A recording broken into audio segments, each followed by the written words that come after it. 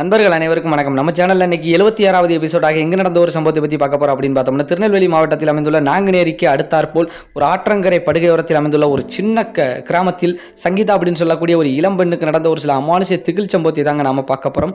2004 அந்த காலகட்டத்தில் தான் இந்த சங்கீதாவுக்கு இந்த சம்பவம் நடந்திருக்குங்க. இது சுவாரஸ்யம் த்ரில்லும் குறையாத ஒரு அமானுஷ்ய சம்பவமாக இருக்குங்கிறது தெரியப்படுத்திக்கிறேன் நண்பர்களே. எந்த இடத்துலையும் ஸ்கிப் பண்ணாமல் கடைசி வரைக்கும் இந்த வீடியோ பாருங்கள். மேலும் நமக்கு இந்த சம்பவத்தை அனுப்பி வச்ச நபரின் பெயர் கோமதி அப்படின்னு சொல்லக்கூடிய நம்ம சேனலின் சப்ஸ்கிரைபர் தான் அந்த அக்கா அனுப்பி விட்டுருக்காங்க. மேலும் அவங்க குறிப்பிட்டு இந்த கிராமத்தின் பேரை சொல்ல வேண்டாம், என் பேரையே மாற்றியே சொல்லிடுங்க அப்படின்னு சொன்னதன் காரணமாக தான் கோமதி அப்படின்னு சொல்லி நம்ம தான் வச்சுருக்கோங்க. மேலும் உங்கள் வாழ்விலும் இது போன்ற ஒரு சில அமானுஷ்ய திகில் சம்பவம் இது நடந்திருந்தால் டிஸ்பிளேயில் காட்டப்படக்கூடிய இந்த எண்ணிற்கு வாட்ஸ்அப் மூலம் ஒரு வாய்ஸ் மெசேஜாக கூட அனுப்பலாமுங்க. கட்டாயம் நம்ம சேனலில் அது ஒளிபரப்பப்படும் அப்படிங்கிறத தெரியப்படுத்திக்கிறோம் நண்பர்களே. மேலும் தொடர்ச்சியாக நமது சேனலை பார்க்கக்கூடிய நமது நண்பர்கள் அனைவருமே மறக்காம சப்ஸ்கிரைப் பண்ணிக்கோங்க, ஆல் அப்படிங்கிற பெல் பட்டனை அமைக்கோங்க. அப்போ தான் நம்ம போடக்கூடிய வீடியோக்கள் உங்களுக்கு உடனுக்குடன் சேரும் அப்படிங்கிறத தெரியப்படுத்திக்கிற நண்பர்களே. மேலும் இந்த வீடியோ உங்களுக்கு பிடிச்சிருந்துச்சுன்னா இதை உங்கள் நண்பர்களுக்கும் ஷேர் பண்ணி நம் சேனல் வளர்ச்சிக்கு ஒரு உதவியாக இருங்கள் என் அன்பு நண்பர்களே. வாங்க நண்பர்களே, நம்ம நிகழ்ச்சிக்குள்ளே போகலாம்.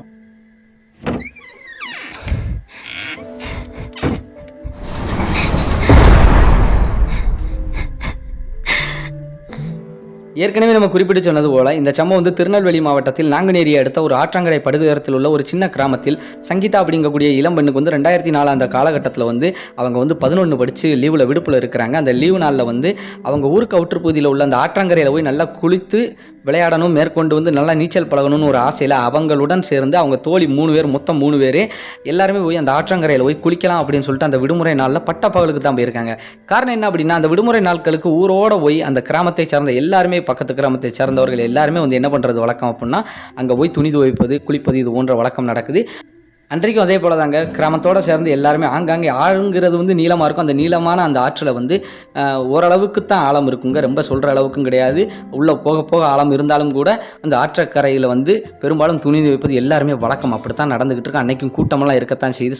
சோடியாக அவங்கெல்லாம் பிரிஞ்சு குளிக்க துவைக்க அந்த மாதிரி எல்லாம் விளையாடலாம் இருந்துக்கிட்டு இருக்கும்போது இந்த சங்கீதாவுடைய கேங்கு கிட்டத்தட்ட 3 நபர்கள் இவரோட சேர்த்து கொஞ்சம் தள்ளி போய் நம்ம எல்லாரும் என்ன செய்வோம், தொட்டு பிடிச்சி விளையாடலாம் அப்படின்னு சொல்லிட்டு, ஏன்னா தண்ணியை பார்த்தா எல்லாருக்கும் உள்ளே வச்சு விளையாடணும் போல் ஆசையாக தான் இருக்குங்க. அதுபோல் இவங்களும் ஆசையின் அடிப்படையில் விளையாடுறாங்க. அப்படி யார் அவுட்டோ, அதாவது அவுட்டானவங்க மறுபடி அவங்க தான் தண்ணிக்குள்ளே முங்கி இருக்கவங்களை தேடி கண்டுபிடிக்கணும். அப்படித்தான் இருந்துக்கிட்டு இருக்குதுங்க. இப்போ சங்கீதாவை தான் அவுட்டாக இருக்காங்க. அப்போ சங்கீதா அவுட்டாக இருக்கும்போது அவங்க தான் தண்ணிக்குள்ளே முங்கி இருக்கக்கூடிய தனது தோழிகளை தொட்டு அவுட் பண்ணணும் அப்படின்னு சொல்லிட்டு அந்த விளையாட்டு நடந்துக்கிட்டு இருக்கு. அப்படி தொட்டு பிடிக்கலாம்னு சொல்லிட்டு உள்ள முடிய கையை உள்ளே விடும்போது ஏதோ ஒன்று சிக்கிடுதுங்க கையில். ஏதோ ஒரு பிள்ளையோட ட்ரெஸ் எம்பிட்டு கிடிச்சு இழுத்து இன்னைக்கு இந்த பொண்ணை அவுட் பண்ணிடணும் அப்படின்னு சொல்லிட்டு தனது தோழிகள் நினச்சி எடுக்கும்போது தான் தெரியுது இழுக்கு அது வந்துக்கிட்டே இருக்குதுன்னா கொஞ்சம் அவுட்டுன்னு சொல்லிட்டு எந்திரிச்சு கத்துறாங்க. 2 பெண்களும் எந்திரிச்சிட்டாங்க. என்ன 2 பெண்களும் எந்திரிச்சிட்டாங்க, இப்போ நம்ம என்னத்தை போட்டு இழுத்துக்கிட்டு இருக்கோம் அப்படின்னு சொல்லி பார்க்கும்போது ஒரு சேலை, ஆமாம், பழைய சேலை. அந்த ஆற்றங்கரையில் சேலைகள்லாம் கிடக்கிறது ஒன்றும் பெரிய விஷயம் கிடையாது இல்லையா. ஏதாவது துணியை தவற விட்டுருக்கலாம் அப்படின்னு சொல்லிட்டு அப்படியே போட்டுட்டு சிரிச்சுக்கிட்டாங்க. அவங்களுக்குள்ள எல்லாம் கேலி பண்ணுறாங்க.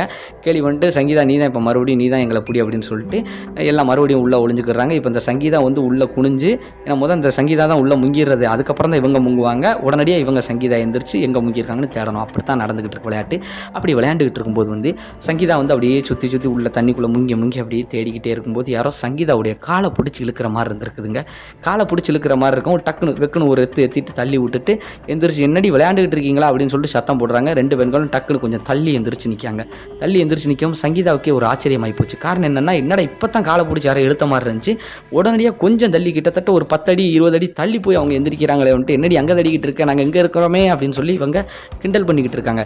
ஏடி என்ன காலை பிடிச்சி இழுத்து விளையாடுறீங்களா நீங்கள் அப்படிங்கும்போது, என்னடி நாங்கள் காலை பிடிச்சி இழுத்து விளையாட, நாங்கள் எங்கே இருக்கோன்னு பார்த்தியா அப்படின்னு சொல்லும்போது உடனடியாக இந்த சங்கீதாவுக்கு சுற்றி அப்போ யாரும் இருக்காங்களா அப்படின்னு பார்க்கும்போது, சரி ஏதாவது ஒரு மீனுக்குன்னு இருக்கும், இல்லை ஏதாவது ஒரு ட்ரெஸ்ஸு நம்ம மேலே தெரியாமல் பட்டிருக்கும் போல் அப்படின்னு சொல்லிட்டு சங்கீதாவே அவங்க மனசை தேத்திக்கிட்டு மறுபடி சரி முங்கி விளையாடலாம் அப்படின்னு சொல்லிட்டு முங்கி விளையாடுறாங்க. அப்படி முங்கி விளையாடும்போது மறுபடி சங்கீதா கையை பிடிச்சி உள்ளே இழுக்கிற மாதிரியே இருக்குது. ஆழத்தை நோக்கி இழுப்பது போலேயே இருக்குது. உடனடியாக திகில் அடித்து போன சங்கீதா மறுபடியும் திமிரி எழுந்திரிச்சு ஓடியாந்து கரையில் உட்காந்துக்கிட்டாங்க. அதுக்கப்புறம் தான் இந்த 2 பெண்ணும் எந்திரிக்கிறாங்க. எந்திரிச்ச உடனே சங்கீதா சொல்கிறாங்க, யாரடி இப்படி விளையாடுறது அப்படின்னு அழுதுகிட்டே நின்று சொல்லும்போது நாங்கள் விளையாடுறோமா, நாங்கள் இங்கிட்டு தான் நிற்கிறோம், நீ என்ன உள்ளே போய் நின்றுக்கிட்டு நீ பதறி போய் வெளியில் ஓடியாரம்மா, எங்களுக்கு இதுக்கும் சம்மந்தம் இல்லைன்னு சொல்லும்போது சங்கீதா பதறி போய் அழுகவே ஆரம்பிச்சிட்டாங்க. அந்த இடத்துல அழுக ஆரம்பிச்சோன்னே அந்த 2 பெண்களும் வந்து மனசை வந்து தேத்தி விட்டு, நீ ஒன்றும் பிரச்சனை இல்லாமல் கவலைப்படாதம்மா அப்படின்னு சொல்லிட்டு அதற்கப்புறம் வந்து சங்கீதாவை வந்து கூப்பிட்டு வீட்டுக்கு வந்துட்டாங்க. வீட்டுக்கு வந்ததுக்கப்புறம் சங்கீதா வந்து யாருடையுமே பேசலை. நல்லா கலகலன்னு விளையாண்டுக்கிட்டு இருக்கக்கூடிய அந்த பொண்ணு வந்து யார்கிட்டையுமே வந்து பேசலை. பெற்றோர்கள்ட்டையும் சரியாக வந்து பேச்சை கொடுக்கல. அவங்க சாப்பிட சொன்னாலும் சாப்பிட்றது கிடையாது. அந்த நேரத்தில் இருந்து அவங்க வந்து இது இருள் அடித்த மாதிரி திகில் அடித்த மாதிரி தான் இருந்திருக்காங்க. அப்போது அவங்க அம்மா வந்து, என்னம்மா நீ இப்படி போய் ஆற்று குளிக்க போய்ட்டு இப்படி வந்து உட்காந்துட்ருக்குன்னு சொல்லிட்டு தலையை தோட்டுமா சொல்லிட்டு சோறெல்லாம் ஊட்டி விடுறாங்க. என்ன தான் இருந்தாலும் செல்ல பிள்ளை இல்லையா, சங்கீதாவுக்கு வந்து அவங்க அம்மா வந்து ஊட்டிலாம் விட்டு அதற்கப்புறம் வந்து சரி படுமா அப்படின்னு சொல்லிட்டு, ஏன்னா அந்த நேரத்துக்கு அப்படியே கொஞ்சம் கொஞ்சம் கற்கள் நேரம் ஆயிடுச்சு. சரி இருட்டுற நேரம், சரி தூங்குமா அப்படின்னு சொல்லிட்டு தூங்க சொல்கிறாங்க. சங்கீதா படுக்கிறாங்க. ஆனால் தூக்கமே வரல. உருண்டு தான் பார்க்குறாங்க, தூக்கமே வரல. யாரோ போட்டு அமுக்கின மாதிரியே இருக்குது சங்கீதாவுக்கு. அதுக்கப்புறம் வந்து சங்கீதாவுக்கு கொஞ்சம் மெய் மறந்து நேரம் ஆக ஆக சரி தூங்கலாம்னு சொல்லிட்டு தூங்கும்போது கிட்டத்தட்ட ஒரு 12 மணி 1 மணி வாக்கில் வந்து அந்த சங்கீதாவுக்கு வந்து ஒரு உணர்வு ஒன்று தெரிய வருது. காரணம் என்ன அப்படின்னா, பக்கத்தில் இருந்து யாரோ பேசுகிறக்கூடிய ஒரு உணர்வு ஒன்று தெரியுது. அரை தூக்கத்தில் அப்படியே சங்கீதா பார்க்கும்போது தன் பக்கத்தில் தன் வீட்டிலே வந்து கருன்னு யாரோ உட்காந்துருக்காங்க. அம்மா வந்து தலைமாட்டில் உட்காந்துருக்காங்களான்னு சொல்லிட்டு பக்கத்தில் வைக்கல. பக்கத்தில் அம்மா படுத்திருக்காங்க. கொஞ்சம் தள்ளி தம்பி அப்பா எல்லாருமே இருக்காங்க. ஆமாம், சங்கீதாவுக்கு ஒரு தம்பி ஒன்று உண்டுங்க. எல்லாருமே அங்கிட்ட தான் படுத்து தூங்குறாங்க. இப்போ அந்த சங்கீதாவுக்கு வந்து மிரண்டு போயிருச்சு. இப்படி பக்கத்தில் பார்க்கும்போது மறுபடியும் அந்த உருவம் இல்லை. அந்த கருன்னு இருக்கக்கூடிய அந்த உருவம் ஒருவேளை இருட்டில் வந்து நமக்கு அப்படி தெரிஞ்சிருச்சா அப்படின்னு சொல்லிட்டு அப்படியே லேசாக கண்ணை சந்துக்கிட்டே லேசாக ஓர கண்ணுட்டு அப்படியே பார்க்கும்போது அங்கே அப்படியே தன் கால் பக்கத்தில் அந்த சங்கீதாவின் கால் பக்கத்தில் அப்படியே ஒரு உருவம் வந்து அப்பியர் ஆகிற மாதிரி இருக்குது. இதை பார்த்தது மிரண்டு போயிட்டாங்க சங்கீதா. கையோ அம்மானு கத்தி கூப்பாடு போட்டாங்க. உடனடியாக வந்து அந்த இடத்துல எல்லாருமே எந்திரிச்சு என்னமாச்சு அப்படின்னு சொல்லி கேட்கும்போது, என் கால் பக்கத்தில் அப்படின்னு தான் சங்கீதா சொல்கிறாங்க. வேறு ஒன்றுமே அவங்களால சொல்ல முடியலை. வாயே அடுத்த குரல் எழும்பவே இல்லை.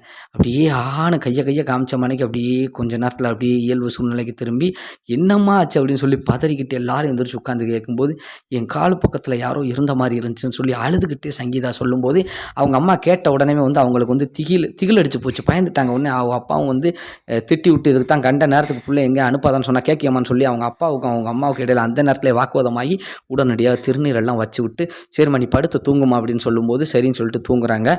சரி இனிமேல் ஒன்றும் பிரச்சனை இல்லைன்னு சொல்லிட்டு தம்பி எல்லாருமே தூங்க வைக்கவும் கொஞ்சம் நல்லா தூங்கிக்கிட்டு இருக்கும்போது ஒரு 3 மணி வாக்கிலங்க, நல்லா ஒரு 1.5 மணி நேரம் 2 மணி நேரம் நல்லா தூங்கினதுக்கப்புறம் ஒரு 3 மணி வாக்கில் கத்துத சவுண்டு மட்டும்தான் கேட்கு. யாரும் அவங்க குடும்பத்தில் உள்ள அவங்க அப்பா அம்மாவுக்கு தம்பிக்கு.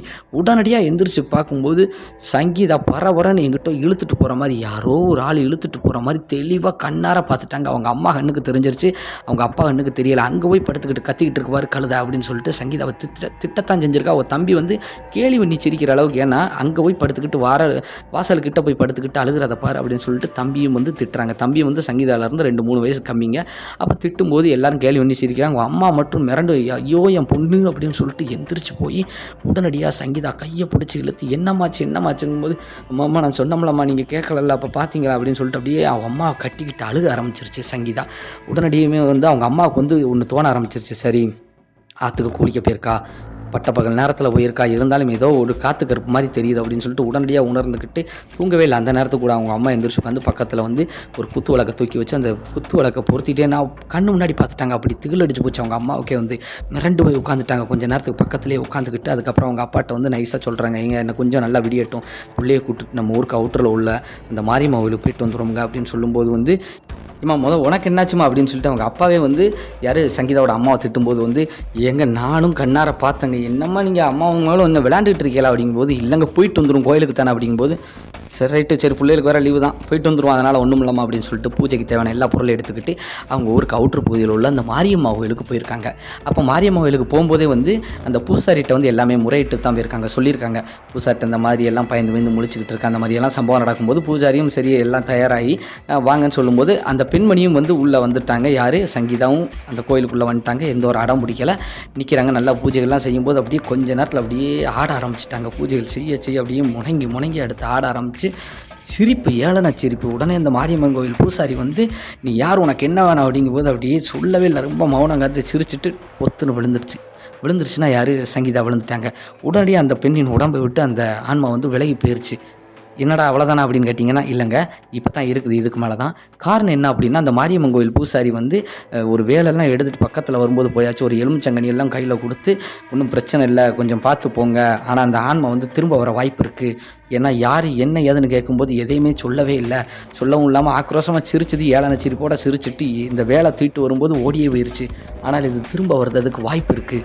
காரணம் என்னென்னா, உடம்புல இருக்கும்போதே அதுகிட்ட வந்து சத்திய வாக்கு வாங்கி விரட்டி விடணும். ஆனால் இது வர மாட்டேங்கி இன்னொருக்க உள்ளே வந்தால் தான் பார்க்கலாம். இப்போ கோயிலில் இருக்கிற வரைக்கும் இந்த ஆன்மா திரும்ப வராது. நீங்கள் வீட்டுக்கு போங்க, இந்த எலுமிச்சங்கனியை பக்கத்துலேயே வச்சுக்கோங்க, பாதுகாப்போடு இருங்க அப்படின்னு சொல்லிட்டு கொஞ்சம் திருநீர் எடுத்து மந்திரிச்ச அந்த எலுமிச்சம்பழம் எல்லாத்தையும் கையில் கொடுத்து அனுப்பிவிட்ருக்கார் அந்த கோயில் பூசாரி. மன நிம்மதியே இல்லை, பயத்தோடு தான் வராங்க. ஏன்னா காரணம் என்னென்னா, கண்ணுக்கு தெரிஞ்சு வச்சு, தாய் தகப்பனுக்கு 2 பேருக்கும் தெரிஞ்சு வச்சு, தம்பியை வீட்டில் விட்டுட்டு தான் போயிருக்காங்க, சொந்தக்காரங்க வீட்டில் விட்டுட்டு தான் போயிருக்காங்க. ஏன்னா பயந்துருவார் சின்ன பையன் அப்படின்னு சொல்லிட்டு. அப்போ இவ்வளோ சம்பவங்கள் நடந்துக்கிட்டு இருக்குது. இவ்வளவு சம்பவங்களே நடந்துக்கிட்டு வீட்டுக்கு போகும்போது வந்து நார்மலாக தான் இருக்குது கொஞ்சம் நேரத்துக்கு. அதுக்கப்புறம் திடீர்னு ஒரு சிரிப்பு சிரிக்கிறது, அப்படியே தரையை போட்டு அப்படியே கிளைக்கிறது. யார்? சங்கீதாங்க. மறுபடியும் அதே ஒரு மாதிரி ஆங்காரமாக பேசுகிறது, அப்படியே ஏதோ புரியாத மாதிரியே முணங்குறது, எல்லாம் செய்கிறது. ஆனால் எதையுமே வந்து தெளிவாக நீ யார் என்னன்னு அவங்க அம்மா பயந்துக்கிட்டு மிரட்டிக்கிட்டு கேட்டாலும் வந்து சொல்லவே மாட்டேங்குது. அவங்க அப்பா அடிக்க போனாலும் வந்து கண்டுக்கு சிரிச்சிட்டு மறுபடியும் பொத்துன்னு விழுந்துருது. இது என்னடா இப்படி இருக்கடா அப்படின்னு சொல்லிட்டு அன்னைக்கு இரவு அப்படியே வருதுங்க. சங்கீதாவை சாப்பாடெல்லாம் படுத்திட்டு எல்லாருமே வந்து அந்த வீட்டில் தூங்கலாம்னு நினைக்கிறாங்க. இப்போ வந்து தம்பியை கொண்டு போய் விட்டுட்டு வந்துட்டாங்க. ஏன்னா இவ்வளோ விஷயம் நடக்குது, தம்பி வந்து பதறிடுவார் சின்ன பையன் அப்படின்ட்டு. அவங்க உறவுக்காரர் வீட்டிலே தான் இருக்காங்க. இப்போ தனியாக தான் தூங்குறாங்க. யார் 3 பேர் வீட்டில் தூங்கும்போது வந்து இரவு நேரத்தில் நல்லா கிட்டத்தட்ட ஒரு 2:30 அந்த சமயத்து வாக்கில் டப்புன்னு கதவை தட்டுறதா இருக்கட்டும். இந்த பெண்மணி நல்லா தூங்கிட்டு இருக்காங்க. அவன் அம்மா வந்து அப்படியே முழிச்சு யாரோ கதவை தட்டுறாங்களே அப்படின்னு சொல்லிட்டு நைஸாக எந்திரிச்சு பார்க்குறாங்க. கதவு வந்து தட்டுற மாதிரி இருக்குது. திறந்து பார்த்தா வெளியில் யாருமே கிடையாது. அதற்கப்புறம் என்னடா அப்படின்னு சொல்லிட்டு புலம்பிக்கிட்டு அப்படியே பூட்டிட்டு அப்படி திரும்பி தான் பார்க்குறாங்க. தான் பெண் அப்படியே எந்திரிச்சு உட்காந்துருக்கு. கண்ணை மூடிக்கிட்டு அப்படியே அணத்திக்கிட்டு ஒரு மாதிரி உட்கார்றது. அதை பார்த்ததுமே வந்து மிரண்டு போயிட்டாங்க. ஐயோ எங்கே எந்திரிங்க அப்படின்னு சொல்லிட்டு உடனடியாக கத்திக்கிட்டு அவங்க அப்பா தான் பக்கத்தில் கொஞ்சம் தள்ளி படுத்திருக்காரு. அவரும் எந்திரிச்சு உடனடியாக வந்து மகளை பிடிக்கிறாங்க. மகளை பிடிச்சது தான் அப்பாவை பிடிச்சி அப்படியே ஒரு ஃபோர்ஸாக தள்ளியாச்சு. யார்? சங்கீதா. அவ்வளோ கோர்ஸாக தள்ளிட்டாங்க. அவங்க அப்பா வந்து நல்லா போல்டான ஆளுங்க, போய் தள்ளி எட்டமாக போய் விழுந்துட்டாங்க. இதை பார்த்ததுமே அவங்க அம்மா வந்து மிரண்டு போயிட்டாங்க. மிரண்டு போனதுக்கப்புறம் வந்து என்னடா செய்தன்னு தெரியலை. அவங்க அம்மா போய் தொடலாமா எப்படின்னு பார்க்கும்போது அவங்க அப்பாவுக்கு இந்த மாதிரி ஒரு தள்ளி விட்டு அவரே எந்திரிக்க முடியாமல் எந்திரிச்சு போய் மிரண்டு போய் அப்படியே நிற்கிறாரு. ஆக்ரோஷம் அப்படியே கண்ணீர் வடிச்சுக்கிட்டு நிற்காங்க. உடனடியாக அவங்க அம்மா வந்து என்னடா செய்யலாம்னு அப்படியே நைஸாக பூஜை இறக்கி போய் அந்த குத்து விளக்கை தூக்கிக்கிட்டு திருநீரையும் தூக்கிக்கிட்டு எலுமிச்சம்பழத்தை எடுத்துக்கிட்டு வந்து கிட்ட வரும்போது அப்படியே மிரண்டு போய் அழுதுகிட்டு அப்படியே டக்குன்னு மயங்கி விழுந்துருச்சு. பக்கத்திலே வச்சு அந்த குத்து விளக்கை வந்து அப்படியே வந்து சங்கீதா கையை தூக்கி வச்சு குத்து விளக்கை பிடிச்ச மாதிரி இவங்களும் பிடிச்சிக்கிட்டு அப்படியே உட்காந்துட்டாங்க. அப்படியே விடிய உட்காந்ததுக்கப்புறம் மிரண்டு போய் இதுக்கு மேலே வேறு வழியே கிடையாது அப்படின்னு சொல்லும்போது அக்கம் பக்கத்தினர் வந்து சரி நீங்கள் மாரியம்மா கோயிலுக்கு போனீங்க, அந்த வளாகத்துக்குள்ளேயே வந்து ஒரு வனப்பேச்சியம்மன் கோயில் இருக்குது, அங்கே போங்க எல்லாம் சரியாக வரும்னு சொல்லி உடனடியாக வந்து அக்கம் பக்கத்தினர் வந்து ஒரு சில விவரம் சொல்ல கண்டிப்பாக அதை செஞ்சிடும் அப்படின்னு சொல்லிட்டு அந்த வனப்பேச்சியம்மன் கோயிலுக்கு அப்போயே கட்டி தூக்கி கொண்டு போயிட்டாங்க. அப்படியே மிரண்டு அடம் பிடிக்கிறதுக்கப்புறம் உடனடியாக அந்த பூசாரிக்கு எல்லாம் தகவல் கொடுத்து அந்த வனப்பேச்சியம்மன் கோயில் பூசாரி, அந்த மாரியம்மன் கோயில் பூசாரி 2 பூசாரியும் சேர்ந்து உடனடியாக அந்த பெண்ணை விட்ட உடனே சுற்றி ஒரு மந்திரக்கட்டு மாதிரி போட்டு ஆன்மீக மந்திரங்களெல்லாம் 1-2 ஓதி அதற்கப்புறம் வந்து அந்த வனப்பேச்சியம்மன் காளி வந்து அப்படி ஆடுற மாதிரி ஆடி அங்காரம் ஆடி யார் நீ அப்படிங்கிறது மிரண்டு போய் நடுங்கிட்டே நிற்கி நேற்றுக்கு என்ன செஞ்சேன், எங்களை பார்க்க என்ன நினச்சிக்கிட்டு இருக்கா அப்படின்னு சொல்லிட்டு ஒரு மிரட்டு அந்த வனப்பேச்சியம்மன் காளியம்மன் கோயில் பூசாரியும் திட்டுறாரு. அதற்கப்புறம் வந்து இந்த மாரியம்மா கோயில் பூசாரியும் வந்து பேசும்போது ஏளன சிரிப்போட சிரிச்செல்லாம் இன்றைக்கி என் கோட்டைக்குள்ளே நிற்க உன்னை அழிச்சு வாங்கும்போது இப்போ இருந்தேன் சொல்லியிருந்தேன் அப்படிங்கும்போது யார் நீ அப்படிங்கும்போது பக்கத்து கிராமத்தை சேர்ந்த பெண்ணாங்க. அந்த பெண் அந்த ஆற்றங்கரை படுகை ஓரத்தில் கொஞ்சம் தள்ளி சோப் போட்டுக்கிட்டு இருக்கும்போது ஒரு கிட்டத்தட்ட 2004 இந்த சம்பவம் நடக்குன்னா 2 ஆண்டுகளுக்கு முன்பு அந்த பெண் வந்து திடீர்னு ஆற்றில் ஏற்பட்ட வெள்ளப்பெருக்கின் காரணமாக அந்த இடத்துலையே வந்து வெள்ளத்தில் சிக்கி இறந்து போயிட்டாங்க. அங்கேயே போகிறதுக்கு வழி இல்லாமல் அங்கேயே இருந்திருக்காங்க.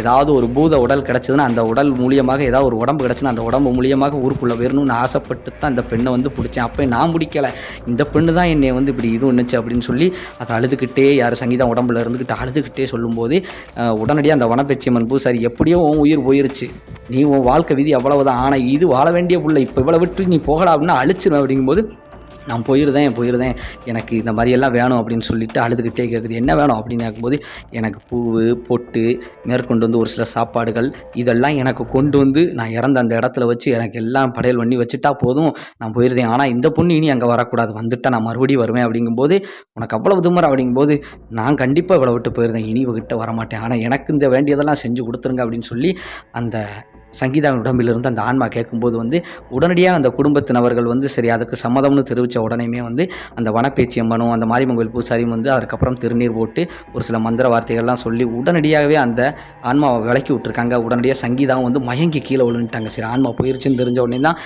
பதறிக்கிட்டே போய் தான் அப்போ அவங்க அப்பா தூக்கியிருக்காரு. ஏன்னா நேற்று விழுந்த அடி அப்படி அப்படின்னு சொல்லிட்டு மனசுக்குள்ளே நினச்சிக்கிட்டு எல்லாருக்கும் திருநீர் போட்டு அதுக்கப்புறம் நல்ல ஆசீர்வாதங்களை வாங்கிக்கிட்டு சரி இனி கவனமாக இருக்கணும்னு சொல்லி எச்சரிக்கையெல்லாம் பண்ணி அதுக்கப்புறம் அனுப்பி விட்டுருக்காங்க அந்த கோயில் பூசாரி. அதே போலயேங்க அன்னைக்கு மாலையிலே வந்து ஒரு 5 மணிக்கு ஒரு சின்ன ஒரு கருக்கல் நேரத்திலே வந்து ஒரு நேரங்கள்லாம் குறிப்பிட்டு சொல்லியிருக்காங்க அந்த கோயில் பூசாரி. அந்த நேரங்களில் வந்து அந்த ஆன்மா கேட்டதெல்லாம் வாங்கி கொண்டு போய் அங்கே வச்சு வழிபட்டுட்டு இனி என் பொண்ணுக்கிட்டே வந்துடாத நல்லா இருப்பா அப்படின்னு சொல்லிட்டு வேண்டிட்டு வந்துட்டாங்க. அதற்கப்புறம் வந்து அந்த இடத்துக்கிட்டே வந்து அந்த சங்கீதா போகிறதே கிடையாதாங்க. இப்போ அந்த ஊர்க்காரங்களும் வந்து இந்த இடம் வந்து ரொம்ப ஆபத்தான இடம்ங்கிறது வந்து புரிஞ்சுக்கிட்டு அவங்களும் வந்து போக்குவரத்தை கொஞ்சம் சுருக்கிக்கிட்டாங்க.